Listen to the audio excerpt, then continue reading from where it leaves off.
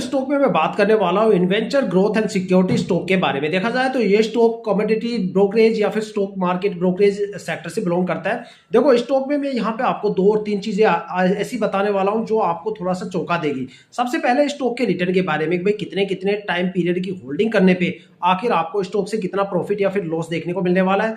दूसरी सबसे बड़ी चीज की भाई स्टॉक के होल्डिंग पैटर्न के बारे में। और तीसरी सबसे बड़ी चीज की स्टॉक में जो इतनी गिरावट हो रही है या पिछले 4-5 महीनों से परफॉर्मेंस क्यों नहीं आ पा रही, उसके पीछे का सबसे बड़ा रीजन। सबसे पहले अगर स्टॉक के रिटर्न के बारे में बात करें तो यहाँ पे मैं जो रिटर्न बताने वाला हूँ पिछले 5 साल की रिटर्न के बेस पे यहाँ पे बताने वाला हूँ। ठीक है, आप इसे अपनी किसी भी ब्रोकरेज एप्लीकेशन या किसी भी फाइनेंशियल वेबसाइट मनी कंट्रोल वगैरह पे भी चेक कर सकते हो।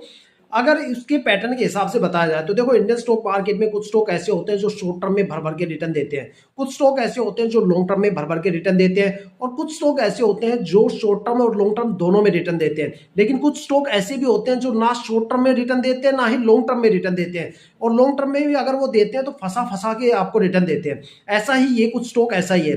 ठीक है, यहाँ पे अगर आप स्टॉक में 1 वीक की होल्डिंग करते हो तो यहाँ पे आपको 3.5% से 4% की गिरावट देखने को मिलेगी।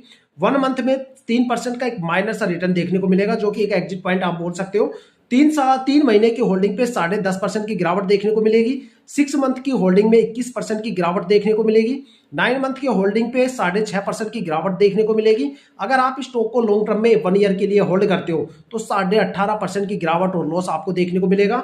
2 साल की होल्डिंग पे 15.5% की गिरावट देखने को मिलेगी। 3 साल की होल्डिंग पे 12.5% का यहाँ पे गिरावट आपको देखने को मिल सकता है, 12 से लेकर 12.5% तक। अगर आप स्टॉक को 4 या 5 साल के लिए होल्ड करोगे तब जाके आपको यहाँ पे एक अच्छा खासा रिटर्न देखने को मिलेगा। 4 साल में 20% का रिटर्न और 5 साल में 71% का रिटर्न आपको स्टॉक में देखने को मिलेगा। इन दो टाइम ड्यूरेशन के अलावा 4 और 5 साल की होल्डिंग के अलावा स्टॉक में कहीं पे भी आपको कोई भी रिटर्न देखने को नहीं मिलने वाला। सिर्फ एक 1 मंथ की होल्डिंग पे यहाँ पे 3.25% का रिटर्न मिलेगा, जहां पे आप एक एग्जिट कर सकते हो, मतलब एक मौका आपको मिलेगा एग्जिट करने का। अब ये ऐसा क्यों हो रहा है, इसके पीछे का सबसे बड़ा रीजन बताता हूं। देखो कोई भी स्टॉक में जहां पे इन्वेस्टमेंट करना चाहिए वहां पे प्रमोटर की होल्डिंग खासतौर पे 50% से ऊपर होनी चाहिए, क्योंकि एफआईआई और डीआईआई का कोई भरोसा नहीं है। क्योंकि अक्टूबर में उन्होंने एफआईआई ने जो काफी बड़ी बिकवाली हुई थी उससे मार्केट में देखो कितनी तंगी आ गई। एफआईआई डीआईआई पे कोई भरोसा मत रखना। प्रमोटर की होल्डिंग 50% से ऊपर हो उसी स्टॉक में इन्वेस्टमेंट करो। अगर जिस स्टॉक में 80-90% से प्रमोटर की होल्डिंग ऊपर होती है वो मल्टी बैगर स्टॉक बनता है। ठीक है, यहाँ पे अगर प्रमोटर की होल्डिंग पिछले साल की कंपैरिजन में देखी जाए, पिछले साल 26.40% थी, जो इस साल भी सेम है 26.40%। जो यहाँ पे डीआईआई की होल्डिंग है 0% है, पिछले साल भी 0% थी। एफआईआई की होल्डिंग पिछले साल 0% थी, इस साल 0.14% बढ़ गई है। साथ में पब्लिक इन्वेस्टर्स की होल्डिंग पिछले साल 69.30% थी, जो इस साल 69.51% बढ़ गई है। देखा जाए तो यहाँ पे होल्डिंग पैटर्न का